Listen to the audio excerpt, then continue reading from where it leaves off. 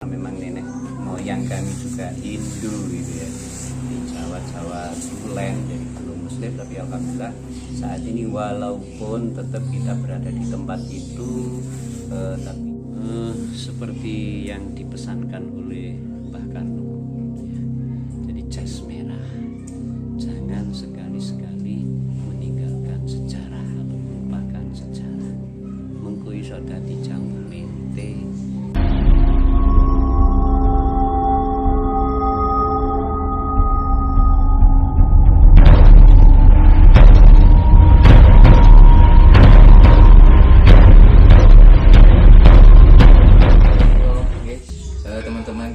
Kami dari konten kreator Jawa Timur sudah diberi izin oleh Pak Cip untuk masuk di kediaman atau rumah yang paling unik ini. Kalau dari versi kita ya Pak Cip ya, rumah yang paling unik. Dan kalau kita lihat di kanan kiri dari rumah ini semuanya sudah serba diikat, tapi rumah ini masih versi kuno begitu. Tapi kalau kita lihat di dalamnya banyak benda-benda antik. Nah, untuk dari awal pertanyaan kami, koleksi ya dari tahun berapa kira-kira ini Pak Jim? Oke, terima kasih. Assalamualaikum warahmatullahi wabarakatuh. Waalaikumsalam warahmatullahi wabarakatuh. Salam sejahtera untuk kita semua. Jadi terima kasih atas rawuh panjenengan sedaya di gubuk saya ini. Awal mula dari saya ada keinginan untuk uri-uri, sebetulnya lebih kepada uri peninggalan para leluhur. Kebetulan juga saya mantan dari Pamong ya. Di Pamong Desa Sajen ini itu mengalir saja, sebetulnya tidak ada target harus bagaimana enggak. Jadi saya mengalir saja karena keinginan ini sudah lama dan mulai bisa mewujudkan, mengumpulkan peninggalan-peninggalan ini satu persatu dengan dana yang memang seadanya gitu loh. Jadi saya tidak terlalu ongso-ongso atau mengada-ada, terus mengalir gitu. Itu berangkat awalnya dari niatan untuk bagaimana supaya generasi setelah saya itu kenal dan tahu gitu, sejarah tentang desanya sendiri. Sebetulnya lebih ke sana. Jadi desa tanah kelahiran saya ini adalah desa Sajen. Yang desa Sajen itu diambil dari kata dasar sesaji. Sesaji menjadi desa Sajen. Itu artinya bahwa nenek moyang kami, mbah buyut kami itu dulu gemar untuk sesaji, sehingga masyarakat setempat memberikan nama desa Sajen. Kalau dari sisi sejarah, desa Sajen ini banyak versi, cuman kebetulan yang saya tahu dan kebenarannya juga ya insya Allah tidak terlalu salah gitu ya, insya Allah tidak terlalu salah. Jadi sejarahnya ini berkaitan dengan kebesaran kerajaan Majapahit. Kebetulan saya juga sumbernya dari Ki Adenan. Ki Adenan itu kebetulan juga masih ada hubungan famili dengan kami. Paman saya, adiknya ibu saya itu jejuluk dalang Iban. Jadi dalang tanpa belajar, tanpa apa gitu ya. Jadi karena memang pekerjaannya sehari-harinya ngerumput, mencari rumput untuk ternaknya gitu. Jadi kadang-kadang dia membuat wayang dari rumput. Terus coba jadikan seperti wayang gitu ya. Terus pada gilirannya beliau ini menjadi dalang yang terkenal, tapi lebih terkenal sebagai dalang Tiban, dalang yang bisa memainkan aneka wayang golek, wayang kulit, bahkan menyekenario wayang orang itu bisa. tanpa belajar. Jadi kebetulan untuk saat ini beliau sabun kabundut. Jadi saya sumber dari sejarah tentang Desa Sajen adalah dari beliau salah satunya. Jadi Sajen ini ada satu tempat yang sampai saat ini masih dilestarikan oleh warga sekitar. Namanya tempat ini Jerbeng. Jerbeng itu berada di ibu kota desa di dusun Sajen, Desa Sajen. Tepatnya di atas lapangan olahraga itu ada nama tempat yang disebut dengan Jerbeng. Jerbeng itu dari rangkaian kalimat jejerake rogolan sukmo marang zat kang murbeng. Jejerake rogolan sukmo marang zat kang murbeng. Artinya suatu tempat yang diyakini, yang ditetapkan oleh nenek moyang kami sebagai tempat untuk bersemedi, untuk menyendiri, untuk kholwat gitu ya. Ketika berbagai masalah yang muncul dalam kehidupan ini, bahkan masyarakat sekampung di Desa Sajen ini ketika ada permasalahan, ada bencana dan lain sebagainya, mereka tokoh-tokoh sepuhnya ini banyak yang masih melestarikan itu. Jadi mereka berkumpul untuk tafakur, untuk mencari isyarah ibaroh gitu ya di tempat tersebut. Tapi kesan secara zahirnya memang seakan-akan ini adalah budaya-budaya yang non Islam. Tapi alhamdulillah dengan perkembangan waktu, karena memang nenek moyang kami juga Hindu gitu ya, di Jawa Tulen, jadi belum Muslim, tapi alhamdulillah saat ini walaupun tetap kita berada di tempat itu, tapi ya teko zaman dulu ya. Jadi ini cangkirnya lengkap dengan ini lepek. Nah, Kisaran usia dari teko ini kira-kira kalau berapa tahun? teko ini kurang lebih sih 60-50-an situlah. Jadi di zaman kolonial. Iya, betul. Karena sampai lihat ini nih, motifnya ini kan sudah Kolonial. iya, Kolonial Belanda.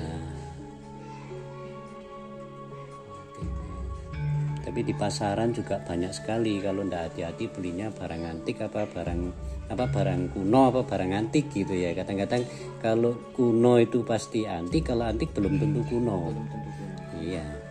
Nanti kalau ingin belajar bisa langsung ke sini langsung. Karena Kita kalau sharing-sharing karena juga masih belajar ini. yang lebih ini yang lebih mahal katanya. Artinya sudah saking mahalnya sampai Pak Cip keberatan untuk menjual karena sudah warisan. Di belakang ini Pak, di belakang ada semacam ukiran yang cukup besar ini Pak. Oh ya, itu kebiak. Kalau ini sih lampu tempel. Oh, ini juga kuno Pak ya? Iya, ini juga kuno. Ini tempat minyak tanahnya ya. Cuman karena ini orinya sudah tidak ada, jadi ini saya ganti dengan baru ininya. Kalau ininya masih kuno. Ini kacanya juga baru.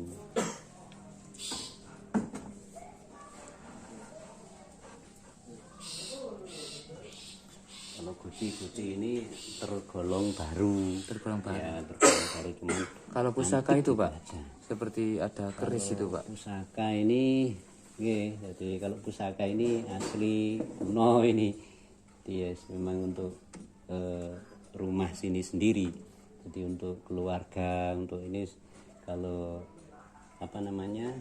kegunaan manfaatnya ya tergantung kita masing-masing. Oke. Ya. Mungkin ada yang ingin yang lebih diinformasikan terhadap pemirsa ini Pak, kira-kira benda yang mana Pak? Ataupun jarang yang mengetahui tentang benda itu gitu. Apa kira-kira Pak, yang mana Pak? Kalau soal benda, karena memang ini tergantung masing-masing ya. Kalau saya itu lebih bagaimana supaya generasi kita ke depan itu tidak sampai melupakan sejarah itu aja. Jadi kalau barang-barangnya ini sekali tidak bisa 1-2 barang gitu loh. Jadi lebih kepada edukasi supaya generasi kita, generasi setelah kita itu tidak sampai melupakan sejarah seperti yang dipesankan oleh Eyang Karno, seperti yang ada di gambar itu. Jadi sekilas di Pak Karno itu ya. gambarnya Mbah Karno itu nampak di sana.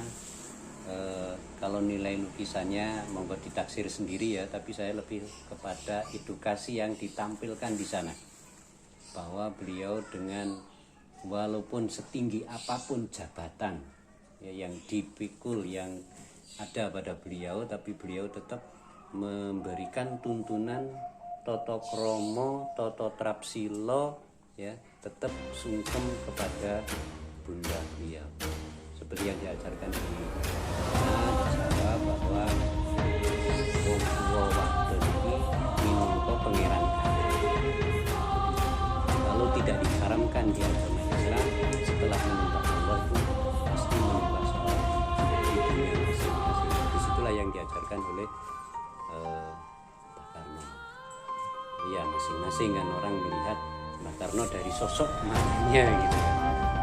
Saya lebih bisa Tadi ya ada sesuatu yang menurut kami Pak ya, kok di luar nalar itu ada keramik ya di situ Pak, kok atau merupakan jenis piring yang cukup besar dan bisa menyerap air ya. Itu gimana itu? sebetulnya tidak hanya di sini, banyak sekali sebetulnya ya, ini yang bisa menyerap air. Oke. Makanya kalau generasi kita tidak tahu gitu ya apa saja yang jadi bahannya, ini seakan-akan ini wah ini apa namanya pakai magic, apa ada kekuatan mistisnya, padahal tidak gitu loh, tidak, biasa-biasa saja. Oke, biasa-biasa saja. Jadi tidak ada yang istimewa gitu ketika kita mau belajar, kita mau mempelajari. Oh ternyata rahasianya di sini, oh ternyata itu. Jadi tidak ada ya hal yang membuat apa namanya ajib gitu, orang heran. Ya heran itu pantas karena memang belum tahu. Ya kalau sudah tahu nanti oh alah itu ta gitu ya. Pak boleh Itu sih. Nggih. terakhir nih Pak, sing mboten saged sampai sate warisan apa namanya Mas? Gebyok. Gebyok. Nggih. Jadi kalau gebyok ini memang berapapun ditawar itu tidak kami jual karena tinggalan dari nenek moyang, gitu. Tinggalan dari orang tua, tinggalan dari mbah-mbah, jadi turun temurun, sehingga ini juga harus generasi saya untuk melestarikan, generasi setelah saya harapannya juga mau melestarikan.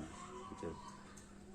Di gebyok ini menggambarkan nilai seni yang tinggi menurut saya. Jadi ada historinya, ada nilai seninya, banyak sekali lah yang tersirat di gebyok ini. Gitu. Juga sejarah keluarga sebetulnya. Oh ini zamannya buyut, zamannya mbah, zamannya orang tua gitu. Jadi banyak hal yang terkesan menjadi kesan pesan di barang ini. Gitu. Terakhir Pak, pesannya terutama dipertegas lagi Pak, terutama terhadap generasi muda yang saat ini sudah di zaman modern ya, jarang sudah memakai benda-benda kuno yang setiap harinya ya sudah benda-benda elektrik begitu Pak. Gimana Pak pesannya Pak? Seperti yang dipesankan oleh Mbah Karno ya. Jadi jas merah, jangan sekali-sekali meninggalkan sejarah atau melupakan sejarah. Mengkui soda di jambu mente.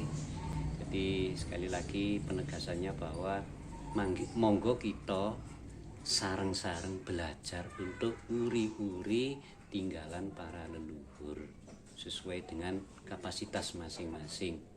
Tidak harus seperti saya seperti ini mengumpulkan barang-barang kuno, tidak harus. Banyak cara untuk melestarikan sejarah. Itu saja. Terima kasih. Ngapunten segala keterbatasan yang ada di saya. Jadi kurang lebihnya mohon maaf. Bila taufik wal hidayah. Wassalamualaikum warahmatullahi wabarakatuh. Rahayu.